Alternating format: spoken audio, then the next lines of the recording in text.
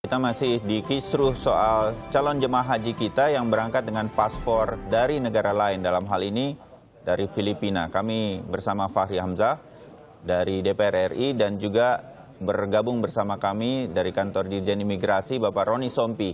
Pak Roni, tadi kita sampai kepada apa yang kemudian bisa kita lakukan. Sulitkah menahan anggota atau calon haji kita WNI yang kemudian pergi ke negara-negara ASEAN tanpa visa ini untuk kemudian berangkat ke haji dari sana dengan kuota yang diperoleh dari negara lain? Pak Roni?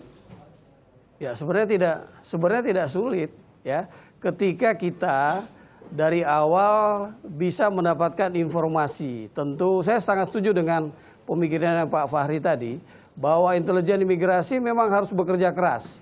Bagaimana secara deteksi dini mengetahui dari RT RW keluarga bahwa ada calon jemaah haji yang mendaftarkan diri, tapi ada keanehan karena mereka berangkat dulu ke Filipina, berangkat dulu ke Malaysia, atau berangkat dulu ke negara lain dengan jatah dari kuota negara lain. Kalau kita bisa mendapatkan hal ini, maka saya kira kita bisa melakukan pencegatan di bandara. Untuk nama-nama mereka kita langsung masukkan daftar cekal saja. Ya, nah, sekarang bagaimana kita berupaya ke depan mencegahnya, bahwa semua kuota kelebihan di negara ASEAN yang lain, pemerintah harus secara deteksi dini bekerja sama, karena kita kan ASEAN, sudah ada kerjasama, ada KBRI di sana. Bagaimana kita mengetahui kelebihan-kelebihan kuota itu agar kita cegah, jangan ada yang memanfaatkan. Bang Fahri, pasti Anda punya akan temuan ada lain untuk pemanfaatan kasus. Ya. Pak Roni, tahan dulu. Saya ke Bang Fahri Hamzah. Ya, memang itu yang saya bilang, problem haji kita dari tahun ke tahun. Mungkin tahun ini karena saya kemarin sehabis pengawasan melihat yang rutin tuh memang sudah relatif tidak ada masalah. Termasuk juga masalah di keimigrasian kita itu, kecuali masalah orang pakai paspor negara lain, ini yang masalah. Tetapi pada dasarnya yang lain yang rutin itu tidak ada masalah. Makanya memang saya setuju itu wilayahnya. Wilayahnya di Pak Roni tadi mengatakan wilayahnya kita ini di wilayah lobby. Yaitu bagaimana kita mengatasi problem laten kita yang rutin ini, supply demand ini. Jemaah haji Indonesia ini adalah jemaah haji yang terbesar di dunia. Kita adalah pasar haji terbesar di dunia. Tetapi kuota kita kan kecil dan itu menyebabkan adanya antrian sampai yang 30 tahun. Yang pergi haji sudah di atas 80 tahun, banyak sekali. Nah, penyelesaiannya itu memang tidak bisa di tingkat rutin itu tadi. Ya. Mesti diangkat ini ke tingkat politik. Tetapi kalau mungkin yang di soal Pak Roni, saya kira tahun ini harusnya menjadi tahun terakhir penggunaan paspor negara lain, sebab itu juga bisa menyebabkan kehilangan kewarganegaraan bagi warga negara Indonesianya. Karena mereka begitu berangkat dengan paspor Filipina, sebetulnya warga negara Indonesia mereka hilang batal. Gitu. Berdasarkan undang-undang kewarganegaraan kita hilang gitu. Makanya ini buat Dirjen Imigrasi ini tahun terakhir kalau bisa yang begini ini tidak ada lagi. Tetapi beliau akan terbantu sekali kalau pemerintah mengerti cara meningkatkan lobby kita supaya kita mendapatkan kuota yang lebih besar. Pertama-tama negara yang paling sulit diajak ngomong kan Saudi Arabia.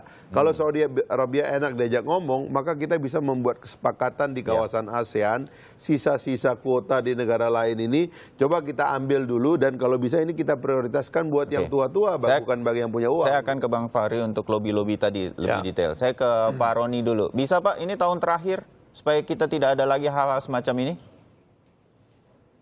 Harus bisa, ya harus bisa. Oleh karena itu kita upayakan pencegahan. Selain deteksi dini, pekerjaan intelijen, upaya pencegahan ini yang utama, lobby-lobby tadi. Bagaimana kita mencegah jangan sampai ada orang yang memanfaatkan celah-celah kelebihan-kelebihan kuota di negara lain itu, kemudian kita tidak bisa melakukan deteksi dini secara bersama. Ya, soal kewarganegaraan ini kasusnya berbeda.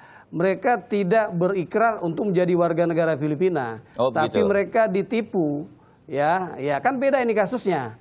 Kalau mereka diangkat dulu menjadi warga negara, baru diberikan paspor, mereka salah. Kalau ini kan mereka korban, ya. Jadi pelaku-pelakunya kan sedang ditangani oleh Filipina, kita harus berterima kasih kepada imigrasi Filipina karena menemukan kasus ini. Ya, kemudian Polri juga mengungkap kasus ini. Keterlibatan Biro Jasa, Biro Travel, ya. Ini merupakan bagian yang harus kita cegah bersama. Mau dia ilegal atau legal, bagaimana kita melakukan deteksi bersama-sama. Ya, kerjasama Polri, kemudian Kementerian Agama dan Imigrasi, saya kira ini bisa memperkuat upaya deteksi dini dan upaya pencegahan ini. Ya, tahan dulu Pak Roni. Saya ke Ibu Eda Ismail dari Parepare. Ini salah satu korban calon haji yang tertahan di Filipina. Ibu Eda, dengan mendengar ini semua, Ibu masih mau coba-coba naik haji dengan cara-cara yang salah atau enggak? Enggak, tidak lagi Pak. Tidak lagi ya, mudah-mudahan ini menjadi pelajaran bagi kita semua. Tapi Ibu ada harapan tidak yang ingin disampaikan? Ada Pak Fahri Hamzah dari DPR, ada Bapak Roni Sompi mewakili pemerintah dari Kemenkumham. Ibu sampaikan, apa yang ingin Ibu sampaikan? Silakan. Iya, makasih banyak Pak. Kalau harapan saya cuma mau minta supaya siapa tahu tahun depan kita para korban calon haji Filipina bisa diberi kuota khusus untuk yang tua-tua aja dulu. Kalau memang kita yang muda-muda belum bisa. Begitu ya Ibu Eda ya, harapannya tetap ingin naik haji dengan resmi sehingga tidak salah lagi dan mudah-mudahan ini didengarkan oleh banyak pihak. Terima kasih Ibu Eda Ismail sudah bergabung bersama kami. Kami prihatin, tapi mudah-mudahan apa yang terjadi pada Ibu dan keluarga yang lain bisa menjadi pelajaran buat kita semua. Ibu Eda Ismail dari Parepare, terima kasih sudah bergabung. Nah, saya ke Bang Fahri lagi. Harapan seperti ini, memang kita kelewatan juga sampai harus menunggu berapa? Belasan tahun dan segala macam. Di atas 20 tahun. Nah, sampai ada yang 20 Itu tahun. yang saya bilang. Lobby-lobby yang Anda katakan tadi itu memang bisa membantu kita. Sebenarnya di Undang-Undang Haji itu kita sudah meletakkan fondasi dari lobby ini. Sebetulnya fondasi dari lobby itu adalah adanya satu badan pengelola keuangan haji kita yang paling besar. Sebab kalau itu yang dipertandingkan dengan negara lain, pasti negara lain kalah dan kita lobbynya kuat. Kenapa? Karena kuota haji kita besar, pembayar dan penyicil haji kita paling besar di dunia, dan uang yang terkumpul besar. Mencapai 80 triliun. Lalu kenapa itu tidak bisa terjadi bertahun-tahun? Ini yang kita minta pemerintah sampai hari ini Kementerian Agama dan Pak Jokowi belum mengeluarkan peraturan pemerintah tentang Badan Pengelolaan Keuangan Haji yang menyebabkan uang haji itu ngumpul di satu tempat dikelola secara profesional. Inilah nanti yang bisa masuk lobbynya ke pemerintahan Saudi, sebab Saudi ini kan negara yang paling rumit. Dengan kita ini termasuk kita ini yang paling rumit lobbynya kepada Saudi itu. Tetapi kalau ada badan ini yang khusus ngelola ini dan uangnya gede, dia bisa beli apartemen. Saya kan punya usulan kita bikin kampung Indonesia di sekitar Haramain itu, di sekitar Mekah dan di sekitar Madinah. Kita bikin kampung Indonesia dengan kekhasannya. Berapa sih keperluan kita? Kan kita perlu sekitar 200-an ribu kamar per tahun. Itu di luar yang haji, di luar yang umroh itu bisa jutaan gitu. Tapi ini aja kita beli dulu, kita beli apartemen, kita beli rumah sakit, kita taruh di situ tempatnya. Kita juga beli restoran, bahkan kita bikin nanti tempat supaya pameran produk-produk Indonesia juga sambil orang musim haji bisa datang membeli produk Indonesia di situ. Anda mengatakan ini ada pernah melakukannya begitu? Misalnya negara lain kah dan berhasil? Negara lain itu masalahnya ya, Turki itu contoh yang paling baik. Turki itu kalau kita lihat dia menguasai restoran, dia menguasai apartemen dan juga ya operasional, memang rumah sakit yang paling sulit.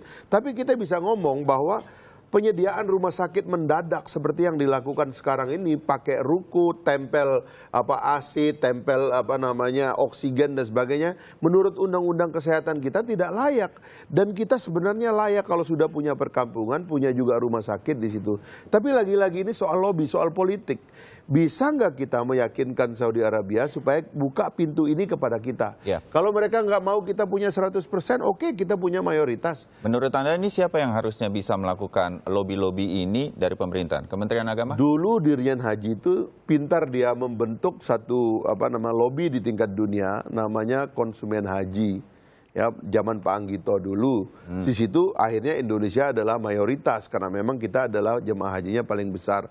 Nah, inilah lobby ini yang kemudian menekan pemerintahan Saudi Arabia supaya dia mau ya agar klaster negara-negara itu diberikan kebebasan untuk mengelola sendiri apa yang mereka punya. Ya. Transportasi kita udah punya Garuda, tetapi yang namanya perumahan, makanan, rumah sakit itu krusial sekali bagi Anda bilang jemaah kita. dulu pada waktu zaman Pak Anggito itu sudah cukup baik, tapi sekarang tidak diteruskan. Makanya operasional haji saya puji, tapi lobbynya lemah. Kuota kita yang 20.000 nggak kepake. Kalau saya itu Iran kan boikot haji. Oke. Ada 75.000 kuotanya, harusnya kita ambil itu. Oke. Supaya yang tua-tua ini kita suruh pergi dulu. Dan yang tua-tua ini baru bisa pergi kalau ada penjamin bahwa uangnya dibayar dulu, ya kan?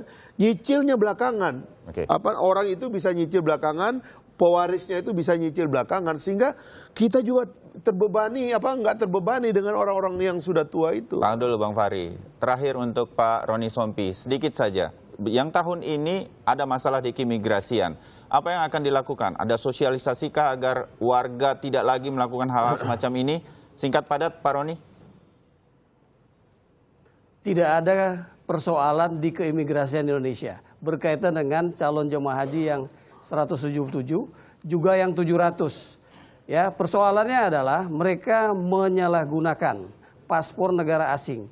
Nah, ini yang harus kita evaluasi, bagaimana kita mengetahuinya sejak awal bahwa mereka akan berangkat ke Manila atau ke negara ASEAN yang lain dalam rangka membuat paspor palsu untuk keperluan berangkat haji. Ini yang harus kita cegah. Ya, tidak ada sementara ini permasalahan di imigrasi Indonesia.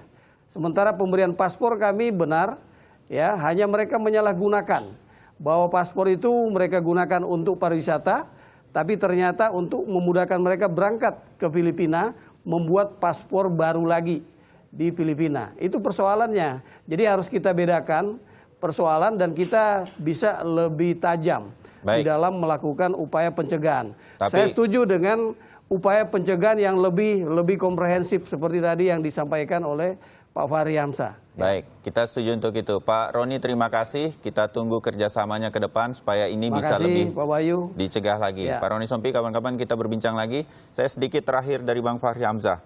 Usulan Anda saya terima dengan baik dan mudah-mudahan ini membawa ke tingkat Indonesia yang lebih baik setelah bertahun-tahun kita masalah begini-begini terus. Iya, gitu. iya. Tapi saya kepingin Bang Fahri Hamzah, saya kenal Anda keras di DPR, segera dong ini dibawa begitu.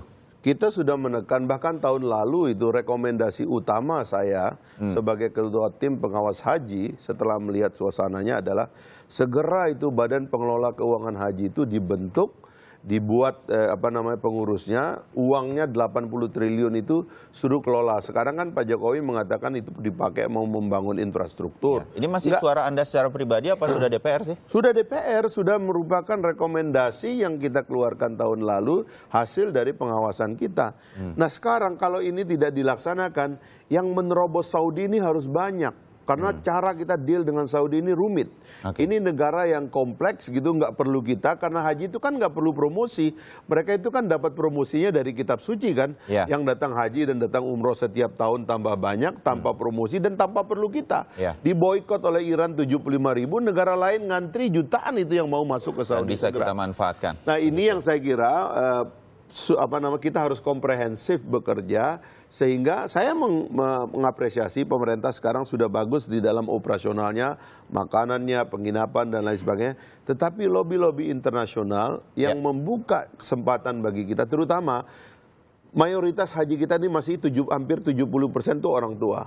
Kalau bisa ini kita selesaikan dulu. Kasihlah orang tua kita yang di atas 70 tahun berangkat dulu mereka, pakai jaminan dari uang Badan Pengelola Keuangan Haji itu. Nah, karena yang mengelola yang muda-muda itu nanti lebih gampang. Dia bisa menjadi pemikul beban bagi jemaah yang lainnya. Ya, kita tunggu dari DPR hal-hal ini bisa terwujud. Bang Fahri Hamzah, terima kasih sudah hadir di Sapa Indonesia.